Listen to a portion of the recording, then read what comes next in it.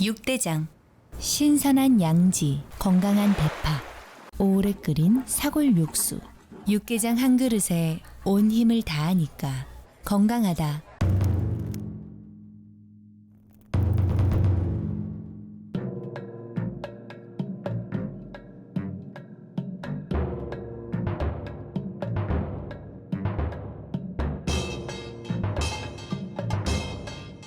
육개장은 육대장. 행복한 2월을 선물합니다. 여러분 곁에 라디오 서울이 함께합니다.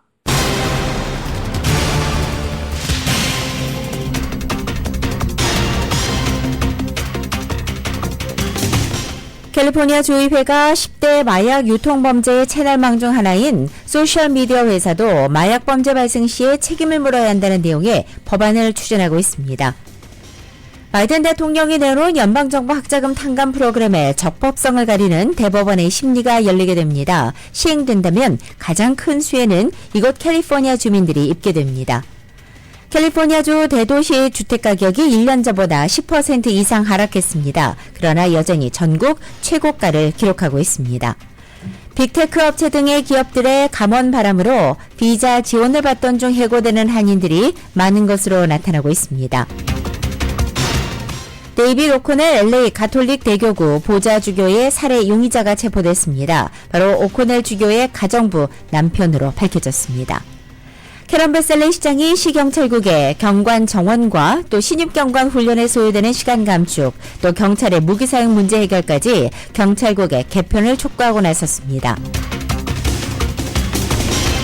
푸틴 러시아 대통령이 우크라이나 전쟁 이후 첫 번째 국정연설을 통해 미국과의 핵무기 통제 조약인 신전략무기 감축협정에 대해 참여 중단을 선언했습니다.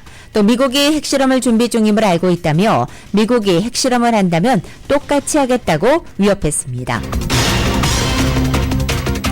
대지진으로 피해를 가장 많이 본 튀르키예 하타이 지역에서 또 한 번 강한 여진이 발생했습니다. 이날 여진으로 8명이 숨지고 600여 명이 다친 가운데 보다 많은 사람들이 숨진 것으로 우려되고 있습니다. 한국에서 동성 커플의 건강보험 피부양자 자격을 인정한 첫 판결이 나왔습니다. 법원은 동성 간의 사실혼 관계는 인정할 수 없지만 성적 지향을 이유로 피부양자 자격을 박탈한 것은 평등 원칙에 어긋난다고 판단한 것입니다.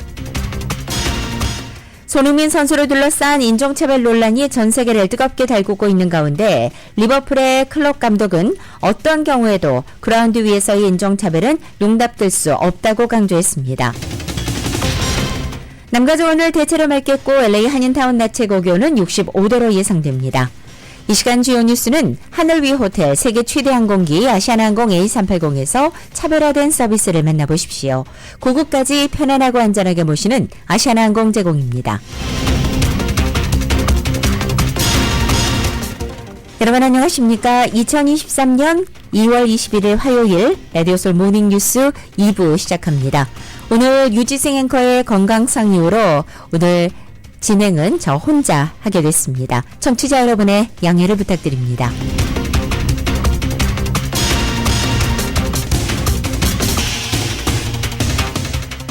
먼저 러시아 관련 소식입니다. 블라디미르 푸틴 러시아 대통령이 현지 시간으로 21일 우크라이나 전쟁 이후 첫 번째 국정연설을 했습니다. 그리고 이 자리에서 미국과의 핵무기 통제 조약인 신전략무기 감축협정 뉴 스타트에 대한 참여 중단을 선언했습니다.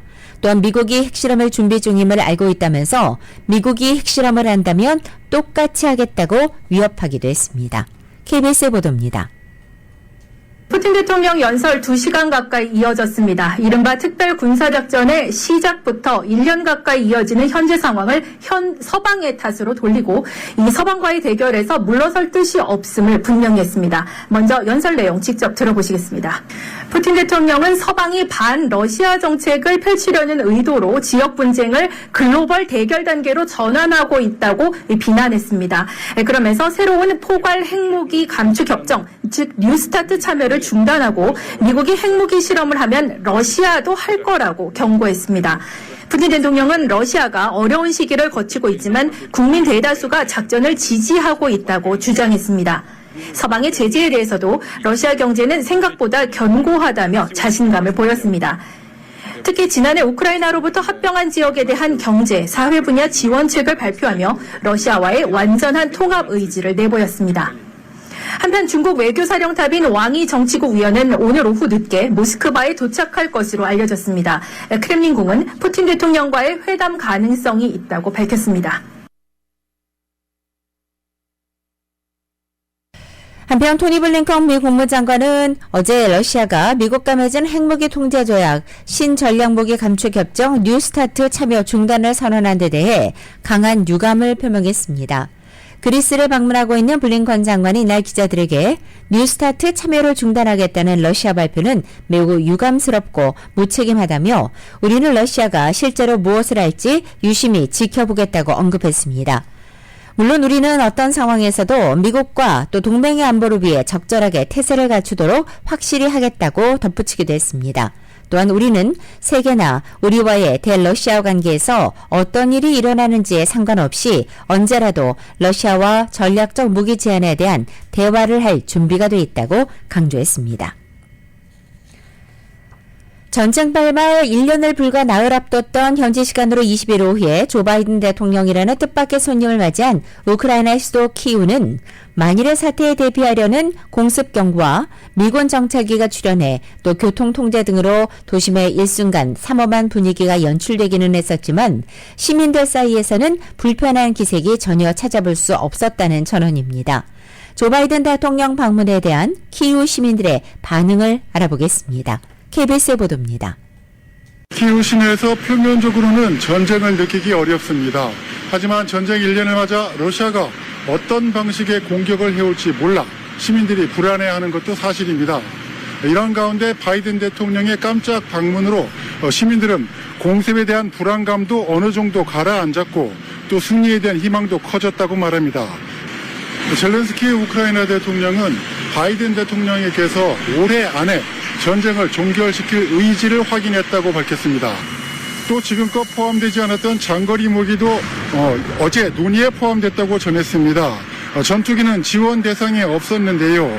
하지만 이와 관련해 미국 측은 두 정상이 좋은 대화를 나눴다고 밝혀 향후 지원에 대한 여지를 남겼습니다.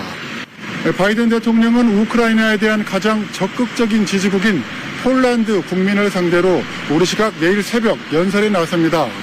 폴란드에 감사를 표하고 우크라이나 전쟁이 민주주의와 권위주의의 대결이라며 세계 질서 수호를 위해선 민주주의 진영이 결집해야 한다는 점을 강조할 것으로 보입니다. 내일은 러시아의 위협에 함께 대응하기 위해 결성된 동유럽 국가 모임 9개 나라 정상과 만납니다. 들으신 대로 우크라이나 수도 키이우를 방문했던 조 바이든 대통령이 폴란드에 도착했습니다. 조 바이든 대통령은 잠시 뒤인 LA 시간으로 8시 30분 바르샤바에서 연설에 나섭니다. 바이든 대통령은 전쟁이 발발한 직후인 작년 3월에서도 바르샤바에서 연설한 바 있습니다. 바이든 대통령은 이 폴란드에서 안제이 두다 폴란드 대통령을 비롯해 부쿠레슈티 9개국 정상도 만날 예정입니다. 부쿠레슈티 9개국은 2014년 러시아의 우크라이나 크림반도 강제 병합을 계기로 해서 러시아의 위협에 공동으로 대응하기 위해 결성된 것입니다. 폴란드 이외에 체코, 에스토니아, 헝가리, 라트비아, 리투아니아, 루마니아, 슬로바키아 등 옛 공산권 국가들이 참여하고 있습니다. 이번엔 튀르키예 소식입니다. 튀르키예에 강진이 발생한 2주 만에 또 규모 6.3의 강한 여진이 발생했습니다.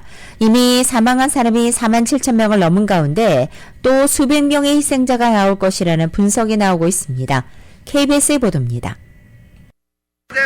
건물과 가로등이 흔들리고 길가에 세워둔 자동차도 아래 위로 심하게 흔들립니다. 겁에 질린 사람들은 거리로 뛰쳐나오고 한쪽에선 하얀 먼지 구름이 일면서 건물이 무너져 내립니다. 피해 현장을 생중계하던 취재진들은 잠시 방송을 멈춰야 했습니다. 현지 시각 20일 저녁 8시쯤 튀르키예 동남부와 시리아 서북부 접경지에서 규모 6.3의 지진이 발생했습니다. 대지진 참사가 벌어진 지 2주 만입니다. 이후 규모 5.8의 지진 등 30여 차례의 여진이 이어졌습니다. 현재까지 튀르키예와 시리아에서 최소 8명이 숨지고 700명 가까이 다친 것으로 파악됩니다. 미국 지질조사국은 이번 지진으로 수백 명이 추가로 사망할 수 있다는 분석도 내놨습니다. 주요 도로도 일부 붕괴된 가운데 튀르키예 당국은 해수면이 최대 50cm 상승할 수 있다며 주민들에게 해안에서 멀리 떨어져 있으라고 당부했습니다. It was going to happen. We were expecting that. So right now, so we're expecting more. So everybody should be, more prepared about this. 대지진 발생 이후 지금까지 발생한 여진만 6천여 차례에 달합니다. KBS 뉴스 김지숙입니다. 이번엔 북한 관련 소식입니다. 유엔 안전보장이사회가 긴급 회의를 갖고 탄도미사일을 잇따라 발사한 북한에 대한 제재 방안을 논의했습니다. 그러나 이번에도 역시 성과를 내지 못했는데 역시 이번에도 거부권을 행사한 중국과 러시아에 막힌 것입니다. YTN입니다. 유엔 안전보장이사회 긴급 공개회의가 일본 측 요청으로 열렸습니다. 지난 18일 대륙간 탄도미사일을 발사한 지 이틀 만에 단거리 탄도미사일을 발사한 북한에 대한 추가 제재 방안이 논의됐지만 별다른 성과 없이 끝났습니다. 미국을 비롯한 서방 국가들과 한국, 일본은 북한의 탄도미사일 도발을 강력히 규탄하면서 안보리 차원의 대응과 제재를 요구했습니다.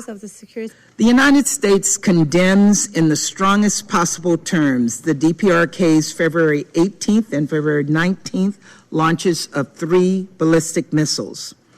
그러나 중국과 러시아는 북한의 미사일 발사가 한미연합 군사훈련에 대한 정당한 대응이라며 북한을 두둔했습니다. 지난해에도 유엔 안보리는 미국의 주도로 대북 제재 결의안을 표결에 붙였지만 중국과 러시아의 거부권 행사에 막혔습니다.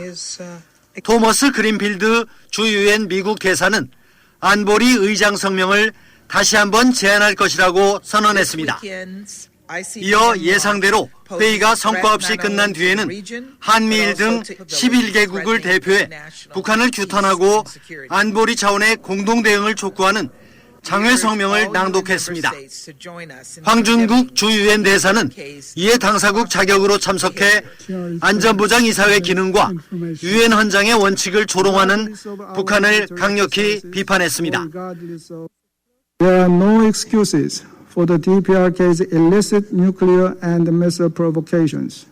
The DPRK has recklessly developed its WMD program for decades. 황 대사는 중국과 러시아의 거부권 행사로 유엔 안보리가 제대로 대응하지 못하는 상황이 개탄스럽다며 이런 거부권은 자기 모순적이라고 지적했습니다. YTN 김태현입니다.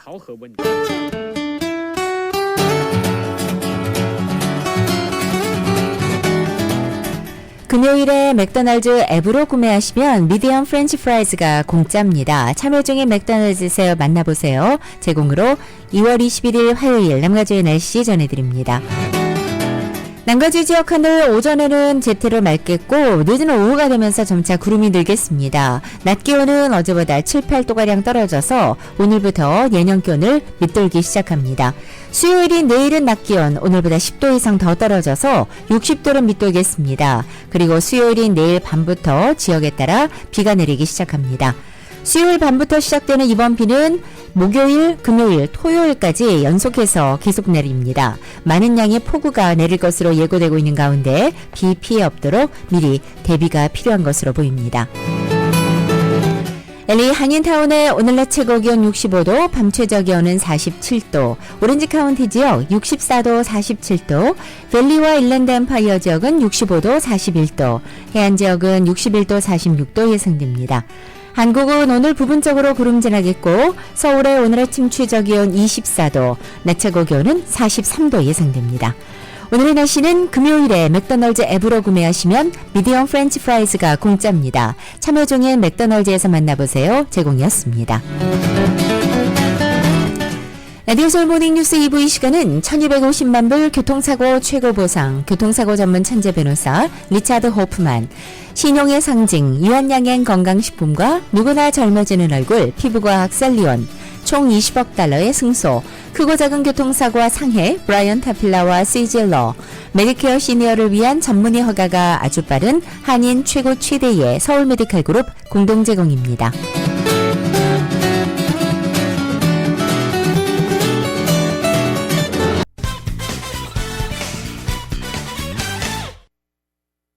라디오 서울 모닝뉴스 2부 듣고 계십니다. 남가주에 이번 겨울 들어서 가장 추운 겨울 폭풍이 찾아옵니다. 국립기상청은 수년 만에 가장 추운 날씨가 될 것이라고 경고하면서 주민들에게 각별한 주의를 당부하고 있습니다. 이번에 남가주로 덮치는 폭풍은 수요일인 내일 저녁부터 강한 바람과 비, 그리고 산간 지역에는 많은 눈을 내리게 할 것으로 전망됩니다. 기상청은 추운 날씨와 눈과 비까지 남가주에 원투 펀치를 날릴 것이다 라고 표현하기도 했습니다. LA 카운티 보건당국은 이에 추운 날씨 경보를 발령했습니다. LA 카운티 보건 담당자는 어린이들과 노인 그리고 장애가 있거나 의료적 도움이 필요한 사람들은 추위에 매우 약하다고 말하면서 일반 주민들뿐만 아니라 그들을 위해서도 예방조치가 필요하다고 강조했습니다. 또한 쉼터나 공공시설 등의 추위를 피할 곳이 마련돼 있으니 적극적으로 이용하라고 당부했습니다. 그대로 일산화탄소 등의 위험이 있기 때문에 절대로 가정용 오븐이나 바베큐 오븐 등으로 난방을 대신해서는 안 된다고 밝혔습니다. 게빈 뉴섬 캘리포니아 주지사가 UCLA의 적격한 편입생들의 입학을 보장하라고 지시해서 갈등을 빚고 있다고 LA타임즈가 오늘 아침 보도했습니다. 필수 과목을 모두 이수하고 GPA 성적 기준의 조건을 모두 충족한다면 UCLA 편입이 보장돼야 한다는 것이 게빈 뉴섬 주지사의 주장입니다. LA타임즈는 커뮤니티 칼리지 학생들에게 있어서 입학 경쟁이 가장 치열한 대학으로 알려져 있는 UCLA에 편입이 보장된다는 것은 꿈 같은 일이라고 보도했습니다. 실제로 게빈 뉴섬 주지사는 지난달 1월 제시한 예산안에서 이런 내용을 UCLA에 지시한 것입니다. 만약 이 지시를 따르지 않으면 UCLA는 캘리포니아 주 자금인 2천만 달러를 잃게 될 것이라고 강조하기도 했다는 것입니다. 게빈 뉴섬 주지사와 의원들 그리고 많은 형평성 옹호론자들은 그동안 UC 계열, 특별히 UCLA와 UC 버클리, UC 샌디에고의 편입 과정을 단순화시키고 보다 많은 주립대학 학생들에게 입학문을 개방하도록 촉구해 왔습니다. 조 바이든 대통령이 내놓은 연방정부 학자금 빚 탕감 프로그램의 적법성을 가리는 연방 대법원의 심리가 오는 28일에 열릴 예정입니다. 이 학자금 빚 탕감 프로그램이 시행된다면 가장 큰 수혜는 이곳 캘리포니아 주민들에게 돌아갈 것으로 보입니다. 정유로 기자가 전해드립니다. 1인당 최대 2만 달러까지 탕감을 받을 수 있도록 조 바이든 대통령이 야심차게 론치한 연방정부 학자금 빚 탕감 프로그램의 위헌성 여부를 가리는 연방대법원 심리가 오는 28일 열립니다. 학자금 탕감 프로그램은 법원에 소송이 제기돼 현재 시행되지 못하고 일단 중단된 상태입니다. 공화당 성향 6개 주가 제기한 소송에 대해 지난해 11월 제8 순회항소법원이 학자금 빚 탕감 프로그램 시행 금지 명령을 내렸으며 잇따른 법원 결정에 바이든 행정부는 불복 입장을 밝혔습니다. 결국 연방대법원이 학자금 채무 탕감 시행 여부를 놓고 최종 결정을 내리게 됐는데 연방대법원은 오는 2월 28일에 학자금 부채 탕감 소송에 대한 심리를 열 계획입니다. 소송이 제기되기 전까지 약 한 달 남짓 동안 전국적으로 2,600만 명에 달하는 탕감 프로그램 신청자 서류가 접수됐고 이들 가운데 1,650만 명이 탕감 승인을 받았습니다. 탕감 승인을 받은 주민 중에서 캘리포니아주와 텍사스주의 주민 수가 가장 많았습니다. 가주와 텍사스가 인구가 많기 때문인데 결국 탕감 프로그램 시행 여부와 관련해 가장 큰 영향을 받게 되는 주는 바로 캘리포니아주와 텍사스 주민들입니다.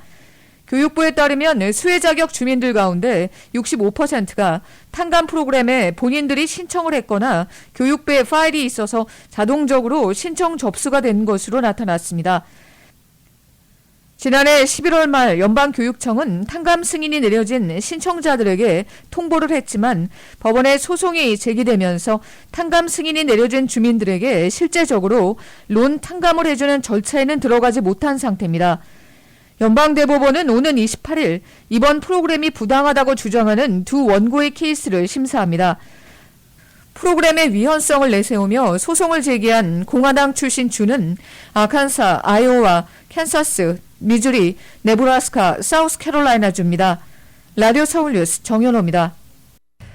캐런 베스 LA시장이 LA시 경찰 당국의 경관 정원과 또 신입 경관 훈련에 소요되는 시간 감축, 경찰의 무기 사용 문제 해결까지 LA 경찰국의 개편을 촉구하고 나섰습니다. 캐런 베스 시장은 LA타임즈와 인터뷰에서 LAPD에 큰 변화가 필요하다면서 현재 경찰국과 LA시가 처한 상황에서 현실적인 목표에 집중한 것이 현명할 것이라고 지적했습니다. 가장 변화가 필요한 것은 LA 경찰국 내부의 문화라면서 경찰국 문제는 지도부의 문제이기 때문에 지도부의 변화를 역설했습니다. 최근 한국 여행 수요가 늘어나고 있는 가운데 한국에 입국할 때 반드시 필요한 전자여행 허가서 KETA를 공식 한국 정부 웹사이트보다 훨씬 많은 수수료를 부과하는 비공식 대행 웹사이트 또는 사기성 웹사이트가 여전히 존재하고 있어 주의가 필요합니다. 현재 한국 정부의 공식 웹사이트에서 KETA를 신청할 경우 수수료는 한화를 기준으로 10,000원입니다. 하지만 지난 20일 검색된 한 비공식 웹사이트의 경우에는 신청 수수료로 미화 109달러를 부과한 것입니다. 당일 환율에 따라 차이는 있지만 20일자 환율 기준으로 계산할 때 공식 웹사이트에서 지불하는 약 14배가 되는 가격을 요구한 것입니다. 이런 웹사이트들은 대행업체라는 사실을 밝혀도 서버가 해외에 있는 등의 이유로 규제가 어려운 것이 현실입니다. 한국 당국은 공식 웹사이트의 안내문을 통해서 공식 웹사이트와 유사한 명칭의 KETA 신청 대행 웹사이트를 운영하며 고액의 수수료를 편취하거나 잘못된 정보를 제공해서 신청인들이 피해를 보는 사례가 발생하고 있다며 각별히 주의를 바란다고 경고했습니다. 또 한국 정부에서 운영하는 KETA 공식 웹사이트는 keta.go.kr 한 곳뿐이며 공식 대행업체를 지정하고 있지 않기 때문에 반드시 공식 웹사이트를 통해 전자여행 허가서를 신청해달라고 당부했습니다. 최근 미국 빅테크의 감원 바람으로 회사에서 비자 스폰서를 받던 중 해고되는 한인들이 늘고 있는 가운데 한인들은 신분 유지를 위해서는 60일 이내로 새로운 직장을 찾아야 합니다. 이은 기자가 설명해드립니다. 최근 불어닥친 빅테크 기업의 감원 칼바람으로 빅텍에서 근무해왔던 한인들도 일자리를 잃는 경우가 많습니다. 페이스북, 아마존, 마이크로소프트 등 빅테크 회사들은 올해에만 10만 명의 직원들을 해고했는데 이 가운데 H-1B 비자를 받고 일하는 한국인 등 외국 국적 직원들이 수만 명 포함되어 있습니다. 이들은 H-1B 비자 스폰서를 받으면서 근무해오다 감원을 당하면 직장을 잃는 것뿐만 아니라 체류 신분도 잃게 될 처지에 놓이면서 이만저만 속이 타는 것이 아닙니다. 이민법 변호사에 따르면 H-1B 비자로 스폰서를 해준 회사에서 감원을 당한 경우에는 60일의 그레이스 피리어드가 주어지며 이 기간 동안 재취업을 해야 됩니다. 이승우 이민법 변호사입니다. 만약에 H-1B 중에 신분 유지 중에 해고를 당하면 60일 안에 다른 회사로 옮겨야 돼요. 영주권을 제외한 상태면 이제 회사가 영주권을 스탑하겠죠. 그러면 다른 회사 가서 영주권을 다시 시작해야지. 다시 취업이 된 후에는 남은 H-1B 비자 기간을 채우는 것이 아니라 새로 비자를 연장해야 되기 때문에 이전 직장에서 받은 필요한 서류들을 반드시 보관할 것을 당부했습니다. 일단 해고가 되면 빨리 이제 다른 직장으로 옮겨야 되겠죠. 60일 안에. 이전 회사에서 지금까지 월급 받은 페이스탑이 중요합니다. 페이스탑. 그리고 만약에 텍스 보고를 했다면은 전년도 텍스 리턴과 이런 게 중요하죠. 만일 영주권을 진행하고 있는 경우라면 감원된 회사에서의 영주권 수속은 중단되고 새로 취업된 회사에서 새롭게 다시 영주권 수속을 진행해야 된다고 합니다. 잡코리아 USA의 브랜든리 대표입니다. 네, H-1B 같은 거 안 되면 그냥 끄시고 거의 방법은 솔직히 많이 없죠. 자기네들이 다른 방법을 찾겠지만 그게 쉽지 않기 때문에 그러니까 OPT 같은 게 살아있다고 하면 다른 방법을 시청을 해본다. 이건 빅테크가 됐든 한국 기업이 됐든 다 똑같은 방식인 것 같은데요. 유학생들의 경우 졸업 후 1년간 일을 할 수 있는 OPT 기간 동안 회사가 H1B를 스폰서한 다음 영주권으로 넘어가 스폰서를 하다 보니 곧바로 영주권을 스폰서받는 경우는 없다고 합니다. 그래도 제일 쉬운 게 H1B이기 때문에 대부분은 다 H1B로 헤어질 수밖에 없어요. 아니면 다른 비자는 영주권을 해줘야 되는데 회사 입장에서 비용도 많이 들어가고 여러 가지 뭐 손해가 많기 때문에 바로 영주권을 해주려고 하는 회사는 거의 없죠. 빅테크에 다니다 최근 가원된 한인 김 씨는 새로운 직장을 찾아야 되지만 요즘같이 테크업계에서 감원이 잇따르는 상황에서 스폰서를 해줄 업체가 찾기 너무 힘들다며 60일이라는 기간은 새로운 일자리를 찾기에는 너무 짧다고 호소했습니다. 일각에서는 테크 회사에서 근무하는 뛰어난 인재들에게 재취업을 할 수 있는 기간을 60일밖에 안 준다는 것은 합리적이지 않다는 지적도 나오고 있습니다. 라디오 서울 뉴스 이은입니다. LA 한인타운을 포함한 LA 전역에서 차량 부품 절도가 급증해 불안감이 가중되고 있습니다. 물론 지난해까지 3년 동안 200% 이상 증가한 가운데 특히 고가 부품인 촉매 변환기 절도가 가장 많은 것으로 분석됐습니다. 지역별로는 이곳 LA 한인타운도 주요 발생 지역으로 꼽혔습니다. 올해도 차량 부품 절도 범죄가 여전히 줄어들 기미가 보이지 않고 있는 가운데 LA 경찰국 LAPD에 따르면 최근 LA 한인타운 지역인 웨스트모어랜드 애비뉴와 프랜시스 애비뉴 교차로 부근에서 70대 한인이 피해를 입은 것으로도 알려졌습니다.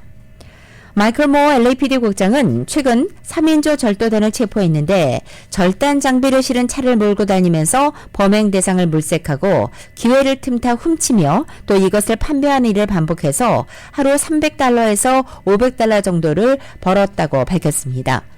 지난해 차량 부품 절도는 거리에 주차된 차량을 대상으로 가장 많이 발생했지만 최근에는 상가 건물과 단독주택, 학교나 호텔까지 보다 다양한 장소에서도 이 사고가 보고돼 주의가 필요한 것으로 당부되고 있습니다. 캘리포니아 주의회에서 10대 마약 유통 범죄 채널망 중 하나인 소셜미디어 회사 또한 마약 범죄 발생 시에 책임을 물어야 한다는 내용의 법안이 추진되고 있습니다. 최근 버피웍스 주 하원의원은 소셜미디어가 미성년자의 사진과 동영상을 요청에 따라서 영구와 삭제하도록 요구하고 또한 미성년자에 대한 성착취를 쉽게 하는 기능을 제공한 소셜미디어 회사에 대한 소송을 허용하는 법안을 상정했습니다. 또 낸시 스캐너 상원의원도 소셜미디어 회사들이 청소년들에게 펜타닐을 불법적으로 판매하고 또 청소년들에게 섭식장애나 자살을 초래할 수 있는 컨텐츠를 제공할 경우에 회사 측이 법적인 책임을 물어야 한다는 내용을 골자로 한 법안도 발의했습니다. 이 같은 법안들이 잇따라 발의된 배경에는 캘리포니아주 전역에서 10대들이 이 소셜미디어를 통해 공급받은 펜타닐에 중독돼 사망하는 사고가 잇따른 데 따른 것입니다. 캘리포니아에 있는 대도시들의 주택가격이 1년 전보다 10% 이상 떨어졌습니다. 모기지 랜딩 분석업체에 따르면 캘리포니아주 내 5개 지역 주택가격이 2022년 최고가에 비해 10% 가까이 떨어진 것입니다. 전국 50개 대도시 가운데 집값 하락이 가장 큰 곳은 샌프란시스코로 13%가 떨어졌습니다. 샌호세 주택가격은 최고가 대비 12.7%, 샌디에고는 8.6%, 그리고 LA는 7.6% 하락했습니다. 캘리포니아주의 평균 주택가격은 71만 6,900달러를 기록했고 대도시 지역의 집값은 10% 정도의 하락에도 불구하고 여전히 캘리포니아주가 높은 가격을 유지하고 있습니다. 지난주 토요일에 발생한 데이비 오코넬 LA 대교구 보좌 주교 살해 용의자가 어제 체포됐습니다. 로버트 루나 LA 카운티 시리프 국장은 어제 아침 토렌스 지역에서 대치극 끝에 올해 65살의 카를로스 메디나를 체포했다고 발표했습니다. 용의자는 바로 오코넬 주교 가정부의 남편으로 확인된 것입니다. 루나 국장은 범행 추정 시간에 오코넬 주교 자택에서 짙은색 SUV 차량이 떠나는 모습이 담긴 CCTV 화면을 토대로 수사를 벌였고 용의자를 체포하는 데 성공했다고 설명했습니다. 셰리프 당국은 용의자 자택에서 2정의 총기를 발견했고 범행 사용 여부에 대한 검사를 진행 중이라고 설명했으며 정확한 범행 동기는 아직 확인되지 않고 있습니다. 영화 촬영 중에 총격 사건과 관련된 과실치사 혐의로 기소됐던 미국 배우 알렉 볼드윈이 5년 이상 옥살이를 할 수도 있었던 위기 상황에서 일단은 벗어났습니다. 뉴멕시코 검찰은 어제 볼드윈에게 적용했던 형사사건 혐의 가운데 일부를 변경했고 유죄 확정 시에 선고가 가능한 징역형 기간도 최소 5년에서 최대 18개월로 줄었다고 로이터 통신이 보도했습니다. 검찰은 법원에 수정된 공소장을 제출하면서 볼드윈에게 적용했던 강화된 총기범죄 처벌법 조항을 철회했습니다. 볼드윈은 이 처벌법에 따라서 유죄가 확정될 경우 5년 이상 수감 생활을 할 뻔했지만 일단 이 상황은 벗어나게 된 것입니다. 뉴올리언스에서 매년 개최되는 대형 페스티벌 마디그라스에서 총기 난사 사건이 발생해 1명이 숨지고 4명이 부상했습니다. 월스트리트저널에 따르면 지난 19일 오후 9시 30분경 뉴올리언스 시내에서 열린 가장행렬 행사 인근에서 총격이 발생한 것입니다. 목격자에 따르면 당시 10여 발 이상의 탄환이 발사됐고 가장행렬을 보기 위해 모인 관람객들이 몸을 피하며 소동이 벌어졌다고 밝혔습니다. 현장에서 청소년 1명을 포함해 총에 맞은 5명이 병원으로 이송됐지만 이 가운데 남성 1명이 사망했고 경찰은 현장에서 용의자를 체포해 범행 경위를 조사하고 있습니다. 라디오 서울 모닝뉴스 2부 듣고 계십니다. 현재 시각 8시 35분 향해 가고 있습니다.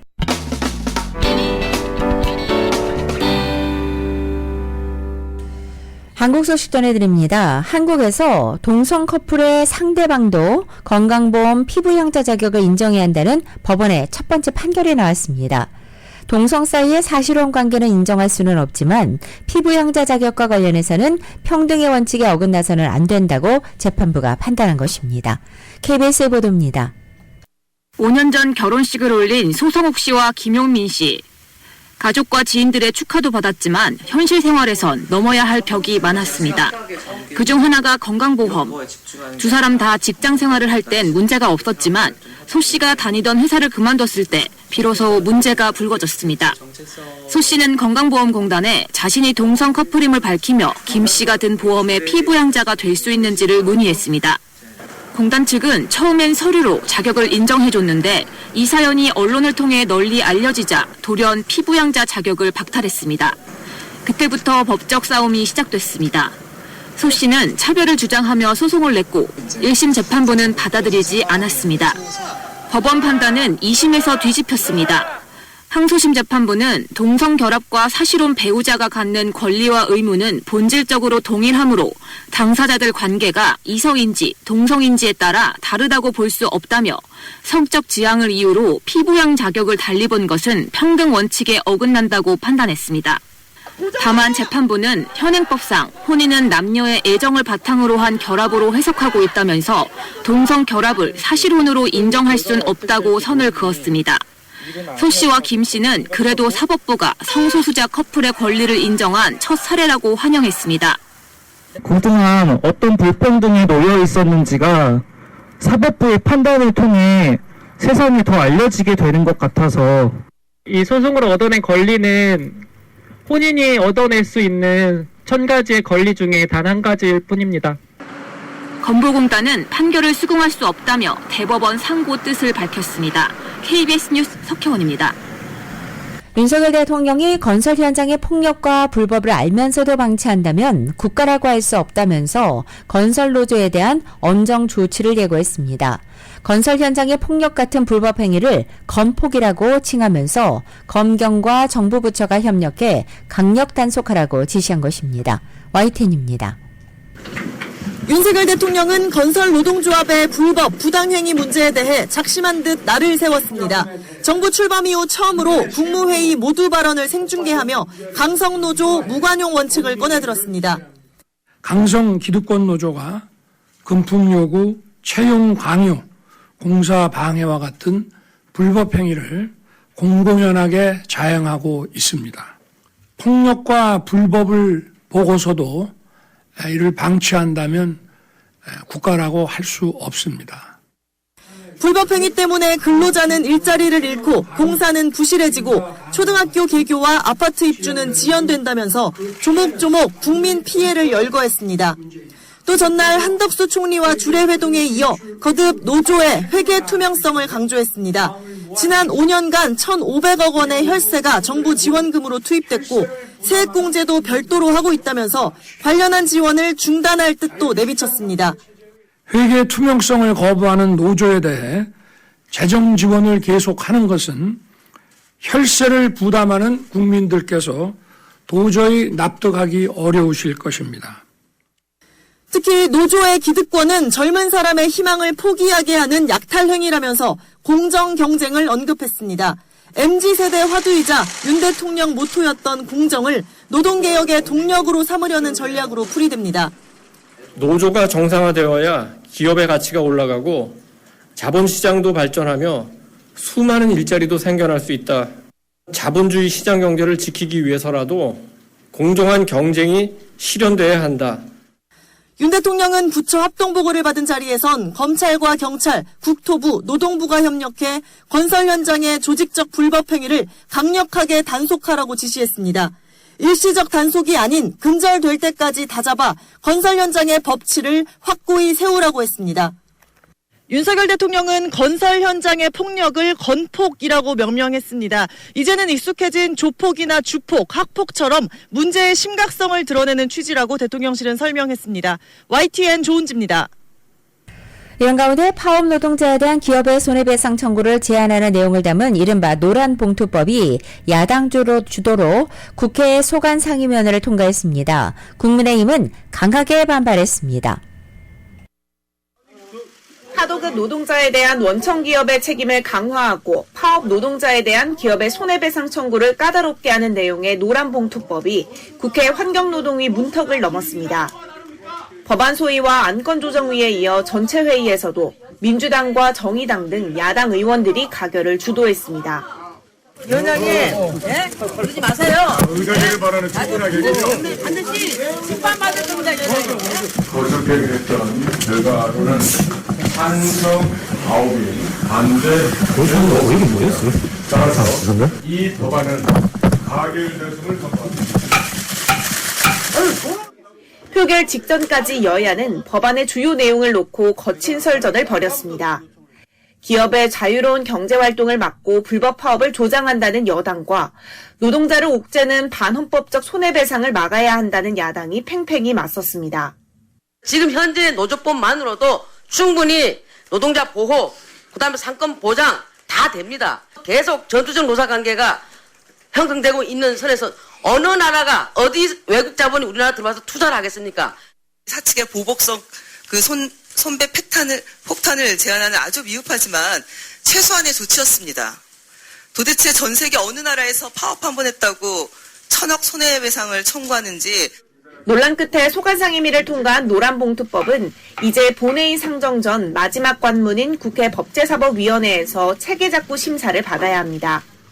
하지만 법사위원장이 여당 소속인 만큼 진통은 불가피합니다.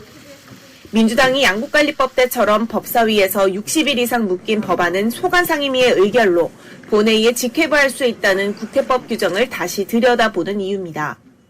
법사위가 또다시 이 법안 심사를 의도적으로 지연시키기 위한 이런 발목 잡기로 일관하는 모습을 또다시 보인다면 국회법에 따라서 조속하게 처리하는 것이 불가피할 것입니다. 본회의 가결 요건 역시 재적의원 과반 출석과 출석의원 과반 찬성인 만큼 여당이 국회 내에서 법안 처리를 막을 방법은 사실상 없습니다. 그래서 국민의힘은 야당이 끝내 법안을 밀어붙인다면 윤석열 대통령에게 거부권 행사를 건의하겠다고 경고했습니다. 만약 이 법이 통과된다면 위헌일 뿐만 아니라 우리 경제에 심대한 폐단을 가져올 법이기 때문에 거부권 행사를 적극 건의할 예정입니다. 최후의 카드인 셈인데 만약 대통령이 제1을 요구한 노란봉투법을 다시 통과시키려면 재적의원 과반이 출석해 출석의원의 3분의 2가 찬성해야 합니다. 윤석열 대통령이 강성 기득권 노조의 불법 행위를 엄정 단속하겠다고 강조하는 가운데 노조 관련 현안이 전국의 쟁점으로 떠오르고 있습니다. YTN 엄윤주입니다.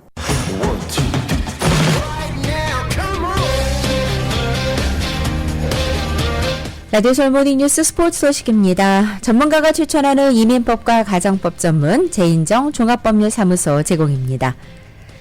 손흥민 선수를 둘러싼 인종차별 논란이 전 세계를 뜨겁게 달리면서 이를 규탄하는 목소리도 커지고 있습니다. 리버풀의 클럽 감독은 그 어떤 경우에도 그러한 도의에서의 인종차별은 용납할 수 없다고 강조하기도 했습니다. KBS의 보도입니다. 손흥민은 온라인에서 웨스트햄 팬들로부터 한국인은 개고기를 먹는다는 식의 인종차별을 당했습니다. 잉글랜드 축구협회는 이를 규탄한다며 해결하기 위한 가장 강력한 조처를 전적으로 지원하겠다고 밝혔습니다. CNN 등 해외 주요 언론이 축구계에 보다 강력한 움직임을 촉구하고 토트넘의 챔피언스리그 16강전 상대 AC 밀란도 손흥민과 연대하겠다는 뜻을 밝히며 힘을 실었습니다. We are playing football. We play one sport. We should just protect the players who get to race them to fight all together. I think it's most important. 스페인 무대에서 여러 차례 인종차별을 겪은 비니시우스는 지난 주말 자신의 득점에 오사수나 팬들이 야유를 보내자 보란듯이 세리머니를 펼쳤습니다. 내일 레알 마드리드와 대결할 리버풀의 클롭 감독은 이와 관련된 질문에 단호하게 답했습니다. There is a factor that an aspect of his game is sometimes provocative, that creates some reaction. That he's doing something on the pitch which could cause what kind of things happen to him? So racist. Imagine I would say yes, this part of his game could cause. That's completely insane. No, nothing. 어떤 경우에도 인종차별을 정당화될 수 없다며 클럽을 비롯한 축구인들은 목소리를 높여가고 있습니다. KBS 뉴스 박선우입니다.